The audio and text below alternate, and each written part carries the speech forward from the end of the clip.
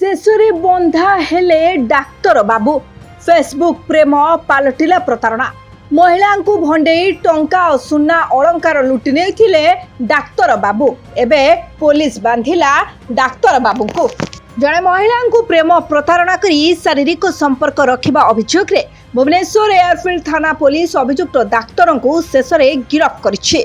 गिरफ doctor जनक हेले कोरापुट जिला जयपुर अंचल अविनाश महांती। अभियुक्त जनक नवरंगपुर जिला उमरकोटे लुचिथिया बेले तांको पुलिस गतकाली काबू करथिला। तांको ठारू मोबाइल फोन समेत अन्य सामग्री जबत कराइछि। एबे अविनाश गंजाम जिला सानखेमुंडी अंचल देउगा ओस्ता प्राथमिक स्वास्थ्य केन्द्र रे डाक्तर अछंती। एने एयरफील्ड थाना अधिकारी दीपिका देवी राय कहते जो अभियोग करथिबा महिला जनक विवाहित से भुवनेश्वर रे रुहंती। 2024 रे फेसबुक जरिया रे अविनाश को सह तांकर संपर्क होइथिला। परे उभयଙ୍କ ମଧ୍ୟରେ प्रेम संपर्क गढ़ी उठिला। स्वामी सह अभियोगकारी तिक्तता होइथिबारु से अविनाश निकटतर होइथिले। अविनाश तांको विवाह करबाकू प्रतिश्रुति देइथिले। संपर्क निबिड़ हेबारु परस्पर को विभिन्न स्थान रे मध्य भेटिथिले। तेबे विवाह प्रतिश्रुति देई महिलांक सह शारीरिक संपर्क रखिथिले। एपरिकी महिलांक टंकारे दुबई मध्य जाइथिले।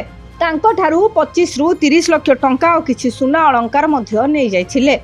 तेबे किछि दिन हब अभियोगकारिणी महिला जनक अविनाश को व्यवहार रे परिवर्तन अनुभव करथिले। अविनाश तांको ठारू दूरे जाइथिले। एपरिकी टंका और सुना अलंकार मध्य फेराई नथिले। टंका और सुना मागिबारु अंतरग मुहूर्तर फोटो एवं वीडियो को वायरल करदेबे बोली धमक देथिले। शेषरे महिला जनक एयरफील्ड थाना रे एतला देथिले। पुलिस मामला रुजु करी अभियुक्त अविनाश को गिरफ्त करिछि। Video report Birja news.